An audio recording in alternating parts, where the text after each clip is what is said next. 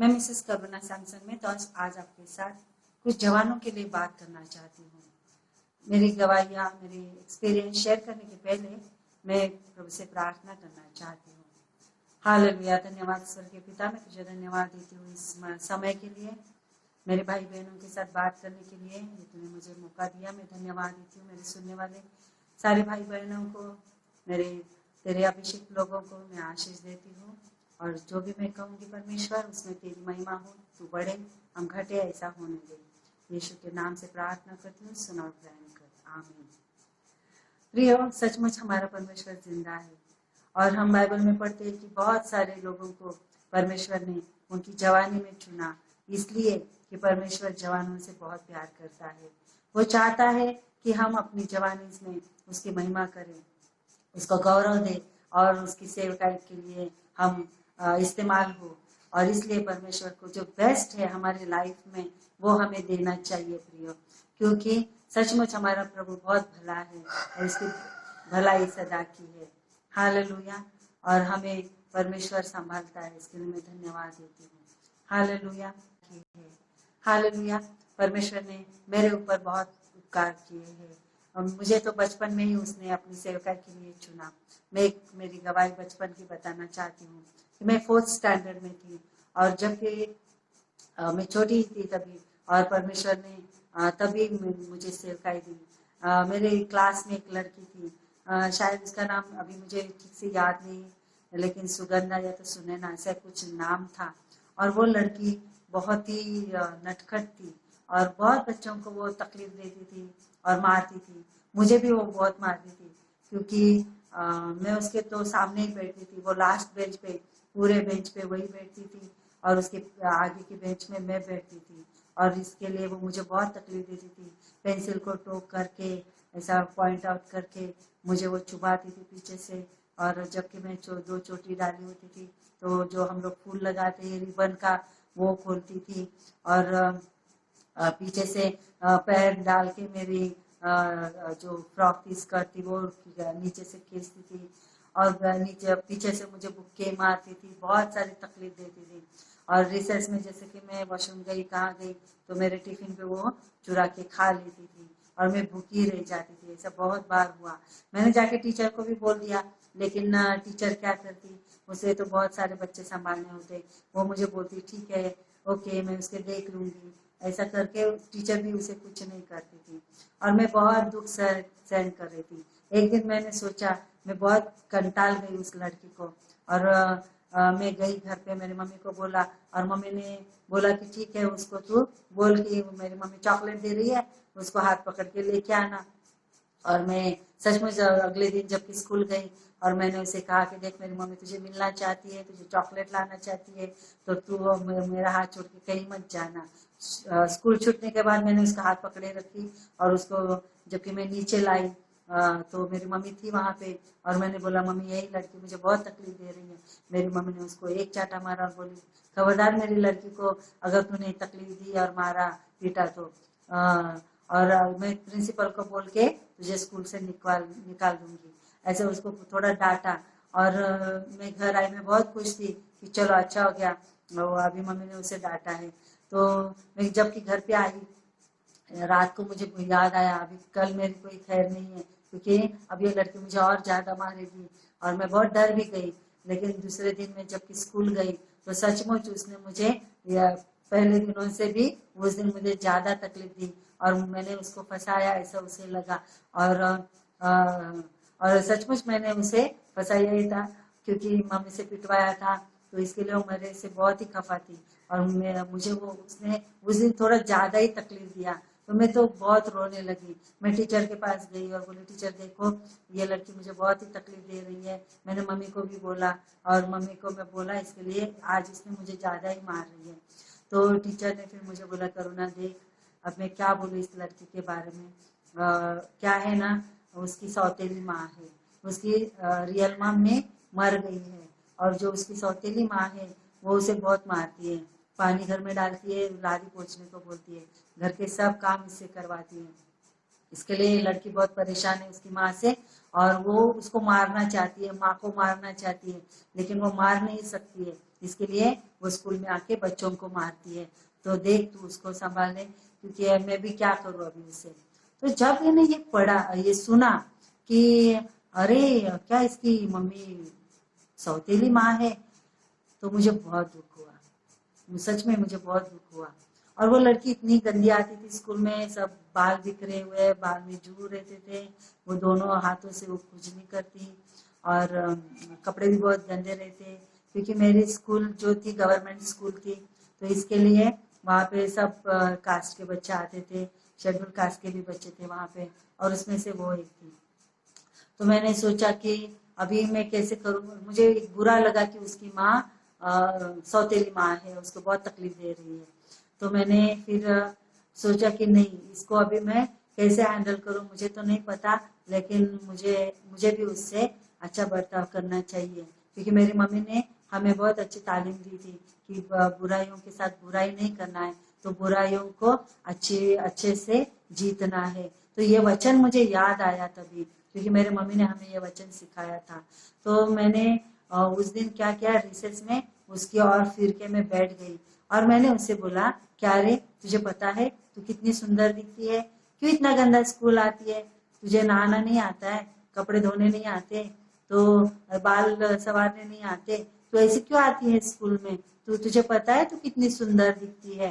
तो वो लड़की बोलने लगी, तुझे क्या पता, मेरी मम्मी बहुत बुरी है, वो मुझे मारती है, वो मुझे ऐसे करती है, वो मुझे खाना नहीं देती, वगैरह वगैरह उसकी माँ की उसने तकरार की।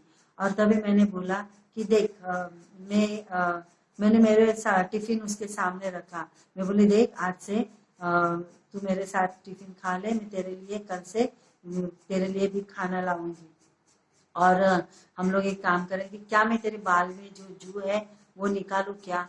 तो उसने ये जब सुना तो बोली, क्या तू मेरा जू निकालेगी। मैं बोले हाँ, देख सब बच्चे गए ना बाहर, तो हम लोग क्लास का जो दरवाजा है वो बंद करेंगे, और रोज थोड़ा थोड़ा करके मैं तेरे जू निकालूंगी, चलेगा क्या। तो बोलिए हाँ चलेगा ना।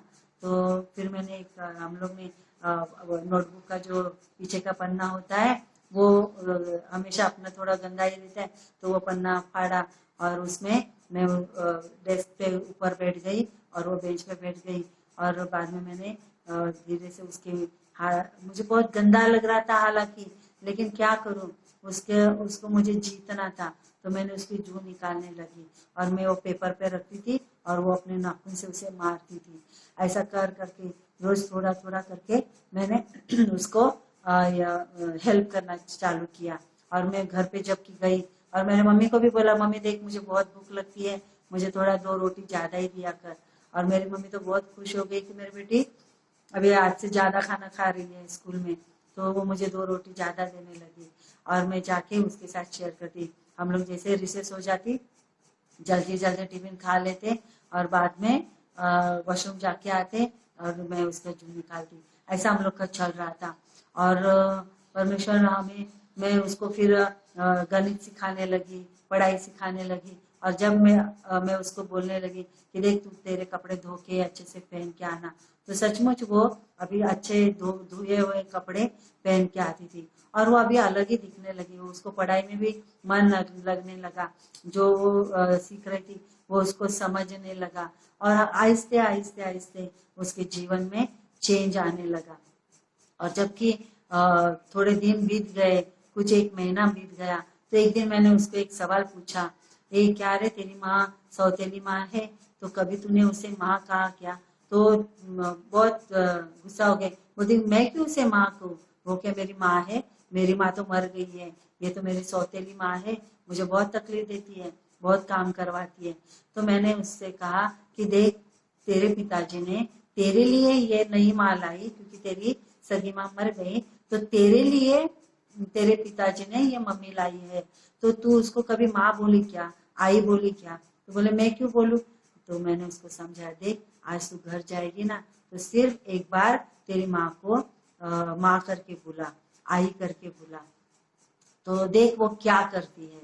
ऐसा मैंने उसको बोला। नहीं नहीं नहीं नहीं, मैं नहीं बोलूंगी। मैं बोली देख मेरे लिए तू कर, क्योंकि अभी वो मेरा सुनने लगी थी, जैसे कि उसको मेरे से प्यारी हो गया था, और जो भी मैं बात करती वो सुनती थी। तो उसने कहा ठीक है, मैं आज तेरे लिए एक बार उसको आई करके बोलूंगी और देखती हूँ क्या करती है। तो वो गई घर पे और जबकि उसके पिताजी आए और वो कुछ काम में काम कर रहे थे, क्योंकि उसको लगा मैं उसको बोलूंगी तो ये मुझे मारेगी, इसके लिए वो पिताजी का इंतजार की। और जैसे ही पिताजी काम पर से आए और वो कुछ काम कर रहे थे, तभी उसने इस माँ को बोला आई। तो जब वो माँ ने सुना, क्या क्या क्या बोली तू, बोलते आई, तो उसको बहुत आनंद हुआ उस माँ को। तो उसने बोला अरे सुना क्या, तुमने सुना क्या, बेटे ने मुझे आई करके बोली। तो वो भी दौड़ के आए, बोले क्या क्या बोली है, बोले आज मुझे पहली बार ये आई बोली है। तो उसने उसको गले लगा लिया और बोली ये ऐसा बोलने के लिए कितना टाइम ली तूने, कभी मुझे माँ बोली थी क्या। तो उसको बहुत आनंद हुआ, उस आई को भी बहुत आनंद हुआ कि इसने उसको एक्सेप्ट कर लिया। और वो उसको गले लगाई और बोले आज से देख, अगर तू मुझे ऐसे आई बोलती रहेगी ना तो मैं तुझे तकलीफ नहीं दूंगी और मैं तुझे मारूंगी नहीं, काम नहीं करवाऊंगी। तू बहुत हट्टीपन करती है ना, सुनती नहीं है, इसके लिए मैं तुझे मारती हूँ सुधारने के लिए, लेकिन तू तो और ही बिगड़ती जा रही है। लेकिन मैंने देखा कि तू अभी बहुत सुधर रही है, तो अभी मैं तुझे कुछ भी काम नहीं दूंगी, ठीक है, और मैं तुझे टिफिन दूंगी, मैं तुझे अच्छे से संभालूंगी, क्योंकि तू मुझे अभी आई बोलती है ना, तो मैं आज से तेरी सच्ची की आई है। ऐसा बोल के वो दोनों माँ बेटी एक हो गए। हालेलुया। देखो परमेश्वर के लिए कोई भी बात असंभव नहीं है, असंभव को संभव करने वाला हमारा खुदा है। और दूसरे दिन वो स्कूल में आई, पूरी रीति से वो बदली हुई थी, अच्छे से बाल सवारी हुई थी, अच्छे से कपड़े पहने हुई थी, और पढ़ाई करने में भी वो अभी मन लगाने लगी, उसकी चीजें संभालने लगी, और किसी को मार नहीं रही थी, चिमटा नहीं ले रही थी, किसी को कुछ तकलीफ, गाली नहीं दे रही थी, और पूरी रीति से वो जैसे कि मानो चेंज हो गई। और टीचर मेरी ये सब देख रही थी और वो अच्छे से सब कर रही थी। तो जबकि टीचर ने देखा तो टीचर भी बहुत हमारी आनंदित हो गई और उसने मुझे बुलाया और बोली करुणा, यहाँ मैं तुझसे कुछ बात करना चाहती हूँ। तो मैं बोली हाँ टीचर बोलो ना, क्या हुआ। तो बोलती ये जो लड़की चेंज हो गई है इसके लिए कारण तू है, तूने ही इस लड़की को चेंज किया। मैंने बोले नहीं नहीं टीचर, हम लोग तो किसी को बदल नहीं सकते, मेरी मम्मी हमें सिखाती है कि परमेश्वर के लिए सब बातें संभव है, जो अभी हमारे लिए असंभव है परमेश्वर के लिए संभव है। मैंने कुछ भी नहीं किया, सिर्फ उसको मैंने थोड़ा प्यार दिया और उसको जो समझाया वो समझ गई, और उसकी माँ भी अभी उससे बहुत प्यार करती है। तो मेरे टीचर को बहुत आनंद हुआ कि परमेश्वर ने मुझे एक लड़की को बदलने के लिए सहायता की। फिर मेरी टीचर मुझे प्रिंसिपल के पास लेके गई और बोली ये लड़की की वजह से एक मेरे क्लास की एक नटखट लड़की थी वो सुधर गई है। तो प्रिंसिपल ने भी मुझे शाबाशी दी। देखो परमेश्वर की महिमा होना चाहिए। परमेश्वर ने जिस क्षेत्र में हमें रखा है प्रियो, उस क्षेत्र में हमें परमेश्वर के लिए इस्तेमाल होना चाहिए। मैं प्रभु को धन्यवाद देती हूँ, कोटि कोटि धन्यवाद देती हूँ कि बचपन से ही परमेश्वर ने मुझे इस्तेमाल करना शुरू किया। सचमुच प्रभु कितना भला है। आज भी वो उस लड़की का चेहरा मुझे याद है, आज भी वो स्कूल, मेरे टीचर और सब वो घटनाएं प्रभु मुझे याद दिलाता है। सचमुच प्रभु बहुत भला है और प्रभु ने एक लड़की को बदलने के लिए मेरी सहायता की। मेरे घर में एक छोटा सा बाइबल था, उस वक्त में किसी ने मुझे दिया था, वो छोटा सा बाइबल था, उसमें सिर्फ नया करार था। और फिर वो बाइबल में लेके आई और मैंने उस लड़की के हाथ में दिया, बोली ये यीशु मसीह के बाइबल है और तुम ये पढ़ना, परमेश्वर तुम्हें बहुत आशीष करेगा। हम लोग तो रोज पढ़ते हैं, तुम भी पढ़ना और ये बाइबल कभी अपने से दूर मत करना, परमेश्वर तुम्हें सहायता करेगा। इसी बुक में से मेरी मम्मी भी हमें बहुत कहानियां सुनाती है। यह प्रभु यीशु मसीह बहुत भला है और वो तुझे आशीष देगा। तो वो लड़की बहुत खुश हो गई और बोले हाँ हाँ ये बुक है ना, मैं मेरे से कभी दूर नहीं करूंगी, मैं ये पूरी रीति से पढ़ूंगी।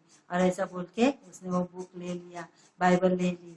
मुझे नहीं पता वो लड़की अभी कहाँ है, कैसे, किस हालत में, लेकिन मैं यकीन करती हूँ कि वो जहाँ कहीं भी है परमेश्वर जरूर उसका उद्धार किया होगा।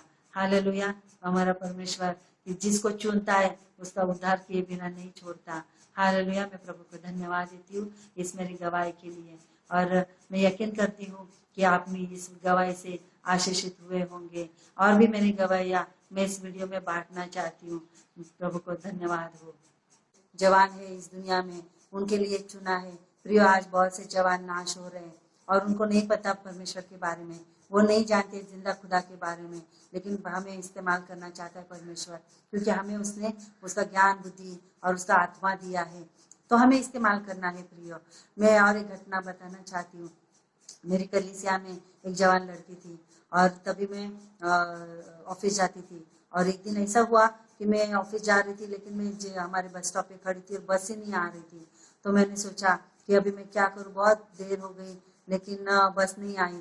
तो हमारे पास ही ये है बस स्टैंड है, तो मैंने सोचा चलो मैं बस स्टैंड के ऊपर ही यानी कि बस डेपो है, तो डेपो में जाके वहां से मैं बस पकड़ूंगी। इसके लिए मैं दौड़ के, एक ही स्टॉप है तो मैं बस डेपो में गई, तो देखा तो पूरी स्टॉप में एक डेपो में एक ही बस थी वो स्टेशन जाने के लिए।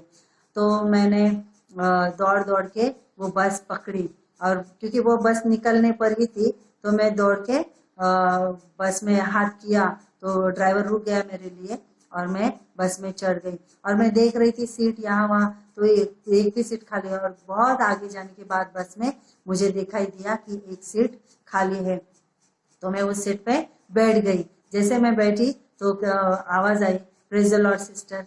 तो मैंने देखा, अरे मेरे चर्च की एक जवान लड़की वहां पे बैठी थी, तो मुझे बहुत आनंद हुआ उसके मिलके। तो मैंने कहा, अरे सॉरी, मैंने तुझे देखा ही नहीं, मैं तो सिर्फ जैसे कि संगीत कुर्सी ढूंढ रहे ऐसा करके मैं सीट ढूंढ रही थी, और मेरा तो सब ध्यान सीट पे था।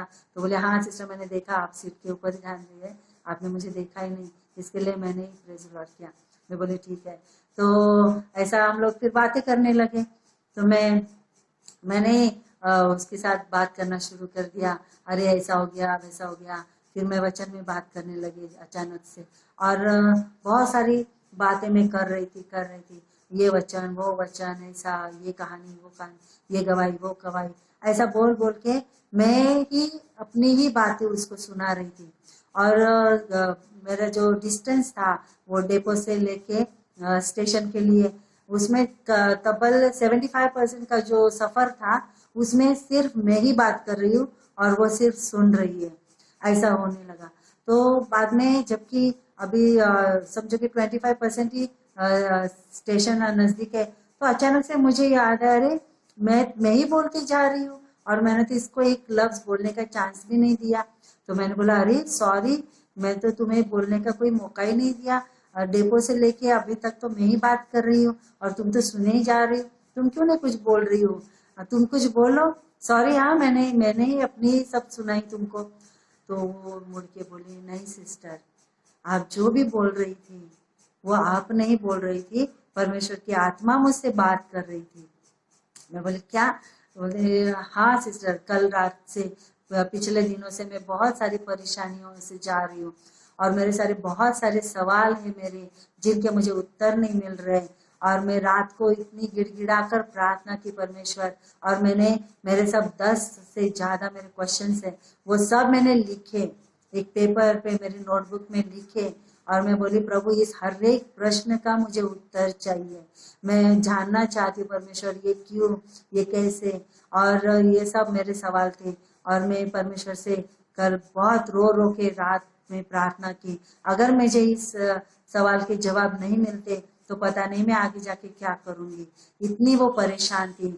और उसने गवाही दी कि डेपो से लेके सिस्टर अभी तक जो भी बात आपने की वो बात ये साधारण बात नहीं थी, वो हर एक गवाही, वो हर एक वचन, वो हर एक चीज जो आप बोल रही थी वो परमेश्वर की आत्मा से था, और मेरे एक एक प्रश्न का उत्तर था। हालेलुया। और बोलती है, जैसे आप बोल रही थी तो मैं एक एक मेरे प्रश्न को टिक करते जा रही थी कि इसका उत्तर ये है, इसका उत्तर ये है, उसका उत्तर ही वो है, और ऐसा बोल के मेरे हर एक प्रश्न का उत्तर ये सफर में परमेश्वर ने आपके द्वारा मुझे दिया है। प्रियो, वो जो 25% का जो सफर था उसमें उसने ये बात कही, और उसने मुझे परमेश्वर को बहुत धन्यवाद दिए कि परमेश्वर कितना भला है, वो नहीं चाहता कि हम नाश हो जाए, वो नहीं चाहता कि हम बुराई में जाए या तो हम फंसे, लेकिन परमेश्वर हमसे कितना प्यार करता है। आज ये कि सुबह में ही पर प्रभु ने मेरे सारे प्रश्नों के उत्तर दे दिए और परमेश्वर ने आपके द्वारा मुझसे बात किया। मैं परमेश्वर को धन्यवाद देती हूँ और मैं बहुत आनंदित हूँ। मैं बहुत निराशा में चल रही थी और जबकि मैं उठी, लेकिन एक वचन कहता है कि रोना रात भर रहेगा लेकिन सुबह में हर्ष होगा ही होगा। इसी वचन के अनुसार परमेश्वर ने उस बहन की सुधि ली और उसके हर एक प्रश्न का उत्तर दिया। प्रियो, ऐसे बहुत सारे जवान है दुनिया में कि उनके प्रश्नों के उत्तर नहीं है और जबकि उनके उसके प्रश्नों के उत्तर नहीं मिलता है, वो समाधान नहीं पाते, इसलिए वो सुसाइड करते हैं, मर जाते हैं, क्योंकि वो बहुत निराशा में चले जाते हैं। परमेश्वर ऐसे बच्चों के लिए हमें इस्तेमाल करे। हमें प्रार्थना करनी चाहिए कि प्रभु ऐसे लोगों के पास तो हमें ले चल ताकि वो नाश न हो बल्कि अनंत जीवन पाए। हालेलुया। परमेश्वर इस गवाही के द्वारा सचमुच ऊंचा उठे, ऐसा मैं चाहती हूँ।